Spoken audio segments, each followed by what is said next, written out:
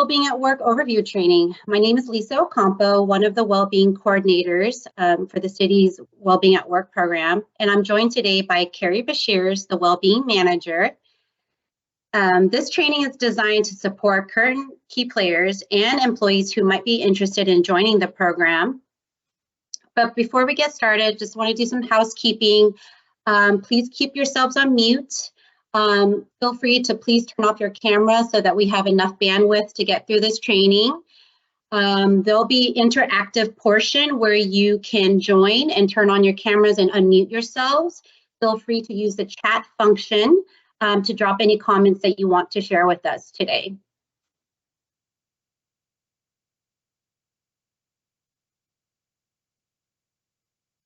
Today, we will provide you with an overview of the Wellbeing at Work program, review the key players' roles and responsibilities, and walk you through on how to develop an annual plan.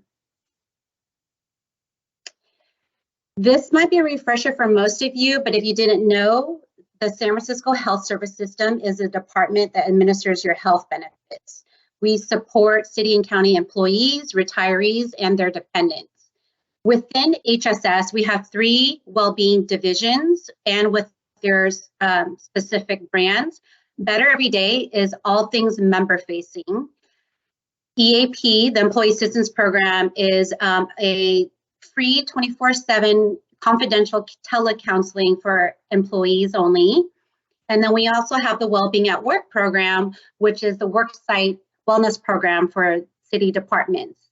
And to just give you a little bit of insight, the Wellbeing at Work program, which we are mainly focusing on today, started in September of 2015, and it has definitely grown within the 7 years that it first started. Our team is fairly small, but our team helps to create a workplace culture that inspires employees to live healthy, make healthy choices, feel good, and take care of their health, so that we can all live and feel better every day. And currently, we have 2 vacancies, as you can see, and we hope to fulfill those soon. The city invests in a Wellbeing at Work program to help employees stay healthy during their workday and to also engage in healthy behaviors. Through this platform, we provide departments with resources to tailor their efforts to make well-being accessible and effective for employees. In the next few sections, I'm going to go over the key components of a Wellbeing at Work program.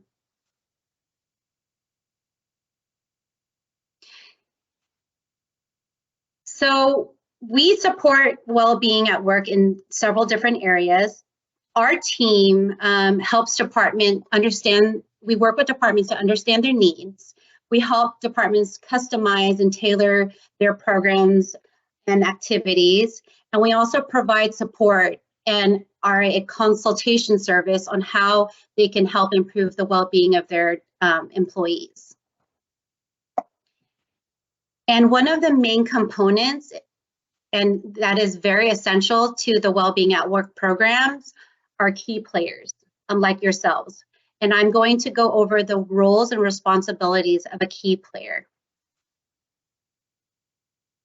Wellbeing at Work key players, who they are champions, department leads, and an HSS coordinator.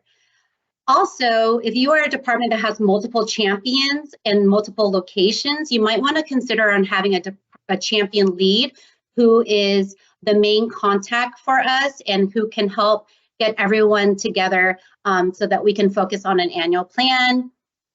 The general responsibility is a team effort, and I'm going to take a deeper dive into the roles and responsibilities of each. If you are here today as a champion, you must be here for a reason. You must have some type of passion for well-being. This role might fit naturally in your job functions right now. Champions are so important. They help bring well-being resources, activities to the workplace. Not only are your departments ambassadors, you are the point of contact for everything wellness, well-being related. We work with champions on developing a program that fits the needs of their workforce. And champions also know the ins and outs of their department. They know their people the best. Department leads represents the overall department's vision of well-being in the workplace. Their main role is to support champions and to help lead the champions to help build the program within their department. They also have that reach to leadership or the executive team to help create buy-in and to help disseminate the information throughout the department. The more key players a department has, it increases your chances to reach and engage more employees. Each department is recommended to have at least one champion for every 200 employees. However, we feel that the ratio of 1 to 50 is actually ideal, but we always know that that's not always possible. There is always one department lead also that can have that reach to, usually assigned by the director. A champion is usually in a voluntary role. They can be appointed by a lead in their department, and there is an application process on how to become a champion. This is the process on how to become a champion. We have a champion commitment form that all interested employees must complete. We also need a signature of your manager. Please consider on becoming, if you're new here and you wanted to learn about the program, consider becoming a champion. Not only do you get to join the fun activities and events that we have, you also get to gain professional development in program planning, event coordination, and the opportunity to learn skills that might not have been directly related to your day-to-day functions. We also have created a new flyer. So if you are in need of recruiting more champions, feel free to download this flyer and post and share with your department. In the next few sections, I'm going to go over what a well-being at work annual plan looks like and how to develop a successful plan for the fiscal year 22-23. Developing an annual plan that focuses on employees' well-being increases engagement, morale, and helps employees thrive. Departments must prioritize or fold in well-being into their overall strategy to have a successful plan. When you develop a plan, it helps you to track your goals and objectives. It helps establish timelines on when you want to get things done. And then it also just kind of keeps things organized in one place for you. And it's awesome to see at the end of the year all of the things that you focused on and were able to do for your department. Within the annual plan, we focus on 3 key areas. And this might be new to some of you. We raise awareness, which is all things communications. We offer programs which provides opportunities to engage with employees in well-being activities and events, and create a culture which supports department's leadership and helps to get leadership involvement to align well-being efforts with your department's priorities.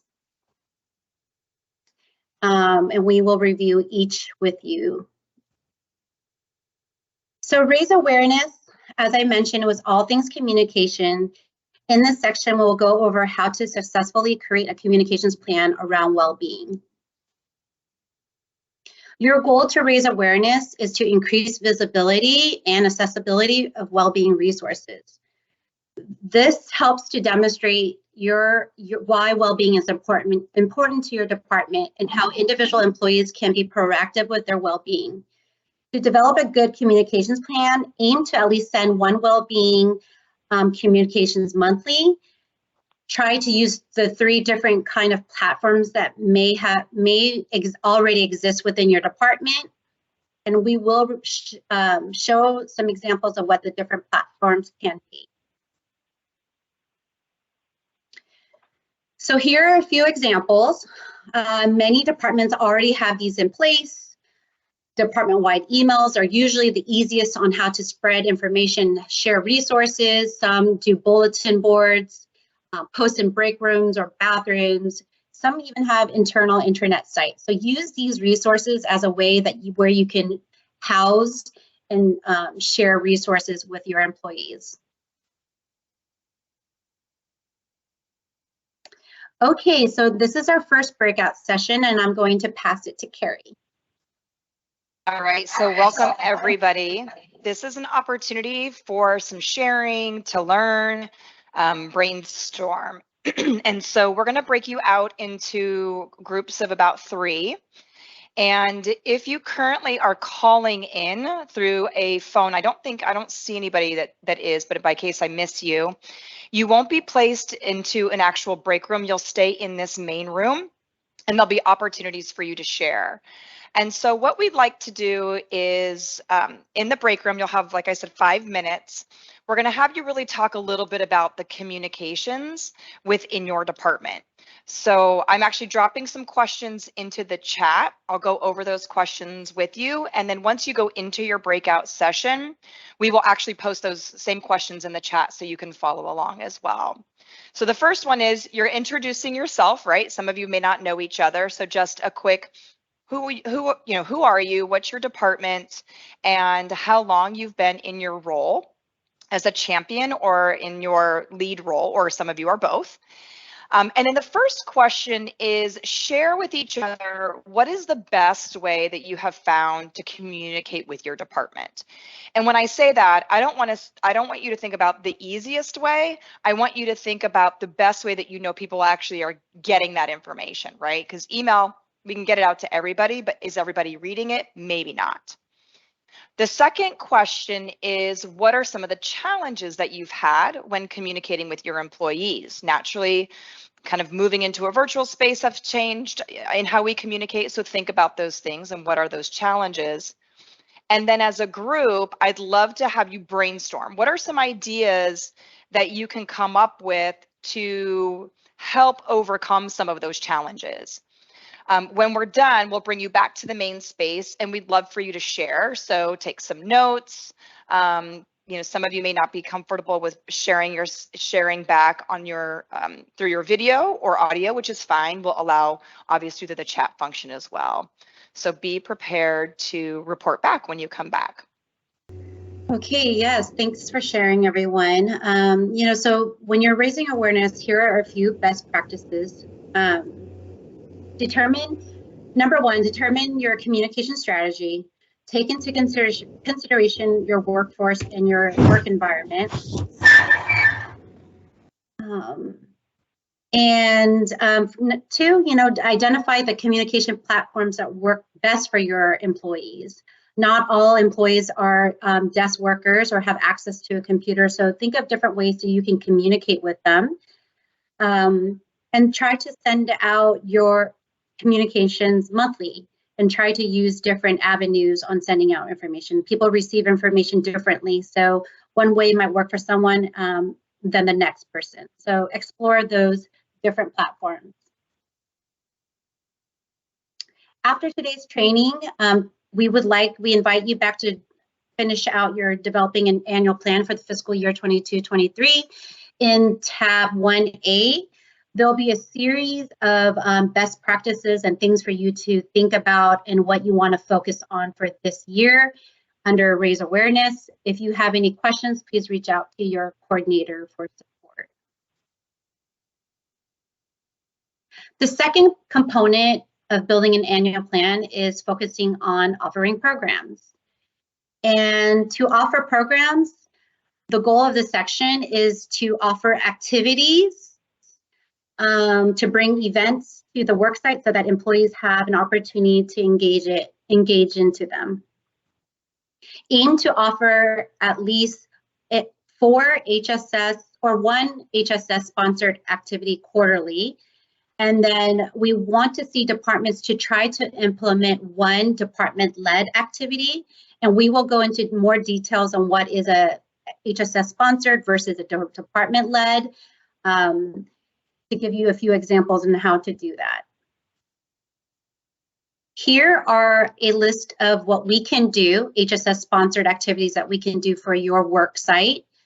To get the full list, please visit the link after the training. And if I didn't share this already, the deck will be shared out to everyone who attended today. So download the list, complete list on what we have to offer. We are slowly but surely offering in-person activities again. However, they are limited on availability. So please reach out to us to learn more. We also have toolkits and campaigns. These are off-the-shelf toolkits for you to use. You can use these toolkits for your department-led activities. These are activities that you host yourself and implement on yourself. What's nice about these toolkits is that we've already built out all the instructions. We also even have email templates that you can use, promotional materials for each of these campaigns. So there's 3 in each of the different categories, 3 for healthy eating, 3 for physical activity, and stress management. Please let us know if you're interested in using any of these toolkits to do a department-led activity. So not only do we, build things out for you, some departments have already started their own activities. These are just a few examples that what other departments have done. And it's really cool to see when departments submit spotlights because we learn so much from you, and we get also get ideas from your department to share with other champions. If you want to get inspired and get some ideas, check out our Spotlights website to get some of those from different champions who have done stuff. And now we will do our second breakout session under offer programs. All right, so everybody, this one, we're going to talk a lot about what you want to do, what's been successful. This is what we like to say, I like to say is kind of the fun part, the activities, the programs, the things that you get to bring to your workforce. So naturally, since the pandemic, things have changed. As you enter into your breakout room, again, you'll have about 5 minutes. You might be with new people, so feel free to, again, introduce your name, your department, and how many years you've been in your role as a key player. But for the first question, I'm going to ask you to share, since the pandemic or since the start of the pandemic, how have you shifted to implement well-being activities for your employees? What are you doing different to engage them? Share one department-led well-being activity that you feel was the most successful in the past year. Granted, we're talking about during pandemic because a lot of things have been different and changed. And then really thinking ahead based on maybe what you're hearing from others or just what, Lisa's kind of giving you high-level overview on what you can offer. What is one department-led activity or possibly a toolkit that you'd like to implement for this current fiscal year for well-being? So I dropped those in the chat, and Lisa's going to move you over into your breakout session here. All right, so best practices. So like Lisa said, we've learned a lot from you all. And so the important thing when you're considering bringing activities to your workforce is knowing your audience. I mean, we heard earlier in the communication piece, we have people who have folks who are in the field, people who are in the office, some people are working remote still. So you also want to make it meaningful and impactful. So that does mean that sometimes there's not going to be one thing that's going to target your entire department because different divisions or sections of your department might be going through different things. And so really consider what is going to be the most meaningful and impactful for each of the different various groups within your organization. And then, of course, we talked about platforms because there are people still going into work, never stopped going. We've got people still telecommute or hybrid. So consider those things.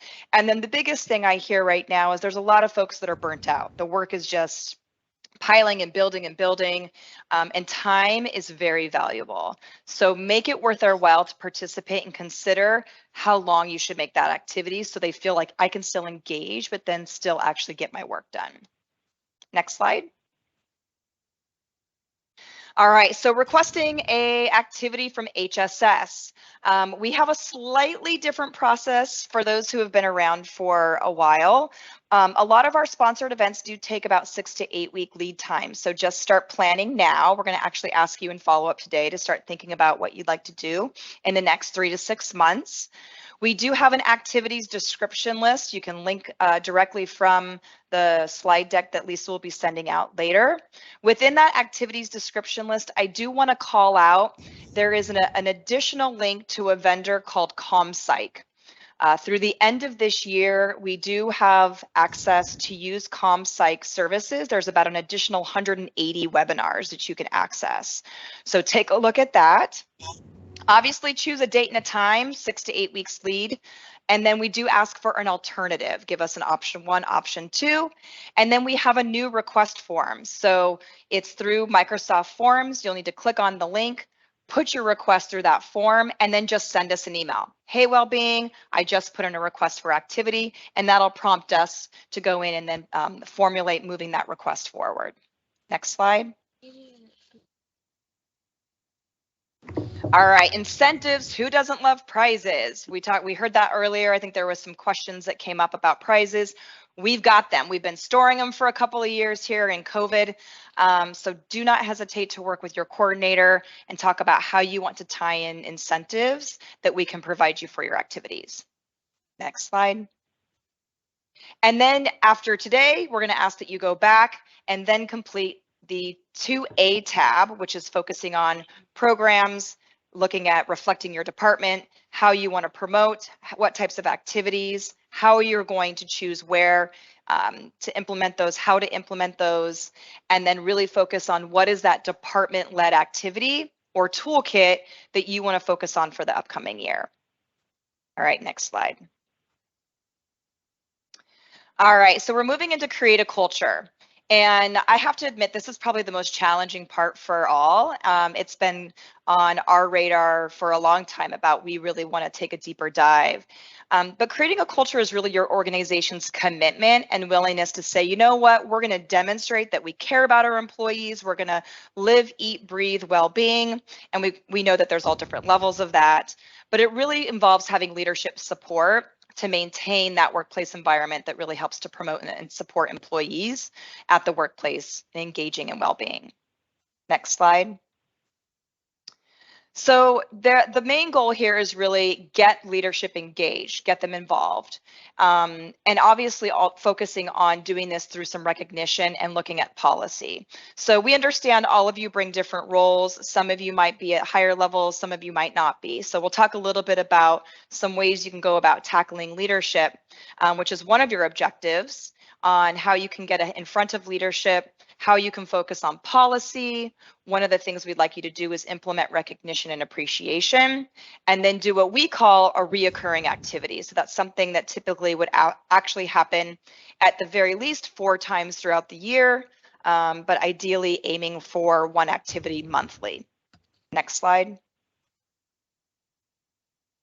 So Lisa, you don't think we have time? What do you think? That would bring us to 11:55. That's probably, yeah, we probably don't have enough time. Okay, yeah. So I'm going to leave you with this. We don't have time for the breakout session. This one I know probably would have been very, very valuable for all of you. But I'm going to leave you with a series of questions to think about and ponder. There will be opportunities, obviously, for you all to work with your coordinator to help in some of the challenges you have around leadership. So just think about what are some barriers you've had in the past in getting leadership support around well-being. What are some of your successes? We could do a large group discussion. We can. Yeah, that's actually a good idea. Yeah, let's do large groups. Mm-hmm. And then maybe how can you get leadership, bought into this? So I don't know if anyone wants to just raise their hand or jump in, like what's been successful, what are your barriers, and what you might be interested to get buy-in.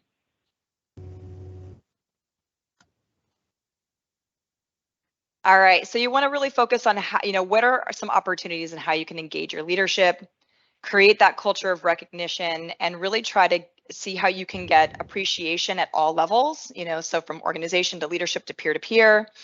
Use some existing policies that exist through DHR and elevate those, because many of them do focus on well-being, and then really focus on that reoccurring activity. Next slide. So a few things that you can do as a key player is, as we say, kind of meet them where they're at. Like, what's going on? How can you get in front of your executive team, you know, and see how you can align what's happening from a higher level strategy with well-being. If you don't feel comfortable there, maybe you start with your director, supervisor, manager. On one-on-ones, you talk a little bit about it, brainstorm on how you can kind of get to that next level. Some of our departments do have a well-being council where there's a number of people who participate together. Obviously, those are great ways to brainstorm and get messages out. Some even have health and safety teams. There's a very strong alignment between health and safety and well-being. And then, of course, HR. HR is a great place as well. Go ahead and move forward, Lisa. So people and policy, I won't go too deep into this, but in front of you on the screen, there is a list of policies that are through DHR that do have a direct correlation to well-being. So we're really asking that you just explore one of these a little bit deeper, focus on how you want to inform your employees about that, tie that back into well-being. Next slide. So your next step after today is to do the 3A tab, which is the best practices for creating a culture. So again, what are you going to do to get in front of leadership? How are you going to go about creating a culture that helps to support and recognize your employees, focus on a DHR policy, and then create that reoccurring activity, ideally on a monthly basis. And then last, this is probably the most fun part of, I think, Lisa and our team job is really to get to celebrate all of you. We get that you don't get paid for what you do. This is all voluntary, and you all do an amazing job. And so it wouldn't be without us having the opportunity to recognize all of you for the great work. And we do that in a couple of different ways. Go ahead, next slide. So the first is through our Wellbeing at Work ceremony. And we've done that last year, was a compilation of 2 years. This year will be the same. So we'll have an award ceremony next year. And that is directly tied to your annual plan. So your strategy you implement, how you go about utilizing that annual plan and executing on it allows the opportunity for your department to get either a platinum, gold, silver, or bronze award. And then Lisa mentioned spotlights earlier. Spotlights are a great way to share. It's a great way to really say, this is the great stuff we're doing. So there is a link earlier in the slide deck where you can go back and look at all of the different spotlights that we've had, I think, since inception of the program. So there's a lot of great things going along there. And then I think one of my most favorite is our Champion Appreciation event. And that's our opportunity to appreciate you and all the work that you do, for you to engage in wellbeing activities. In the pictures you see on the screen was our last year activity that we did at Animal Care and Control. It was the in-person event we did after a couple of years in COVID. Food and fun and you know, things to just get people engaged. Next slide. So it wouldn't be a training without us kind of leaving you with some takeaways. So first and foremost, after today, we want you to download that annual plan template and start to tabulate the tab 1, 2, and 3A. Start thinking about, what do you want to do for the next 3 months and to 6 months? We're actually already in the beginning of the fiscal year. So start planning those things out.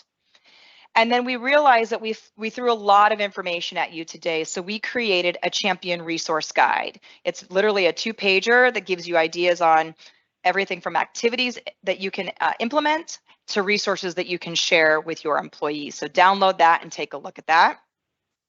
Second, if we don't hear from you, you will be hearing from us, but we will be doing our annual plan first kickoff meeting in September. So Lisa and myself will be reaching out to you if we don't hear from you first to schedule those. And then we will be having our Champion Appreciation event coming up here, we hope, in the next few months. So stay tuned for more information. On that note, I'm going to take us to an end, wrap it up. And if there's any questions, you can either send them in the chat or just unmute yourself.